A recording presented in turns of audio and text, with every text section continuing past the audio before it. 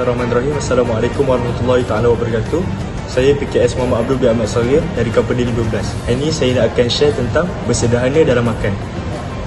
Berdasarkan hadis Nabi SAW, riwayat Tirmizi, tidaklah buruk sesuatu bekas daripada perut yang penuh. Hari ini saya akan berkongsi tentang apa sebab kenapa kita perlu bersederhana dalam makan. Yang pertama adalah untuk menjaga kesihatan. Sebab apa kita perlu menjaga kesihatan?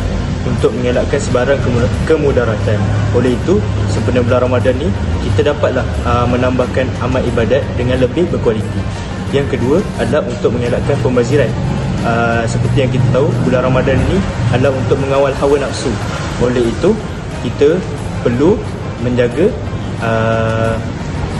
menahan diri daripada melakukan pembaziran. Yang ketiga adalah mengawal hawa nafsu makan. Bila kita terlalu gelojok atau tamak dalam mengambil kuantiti makanan tersebut, ia juga dapat mengakibatkan kemudaratan yang sangat berat dan juga adalah bukan daripada salah satu sunnah Nabi Muhammad SAW.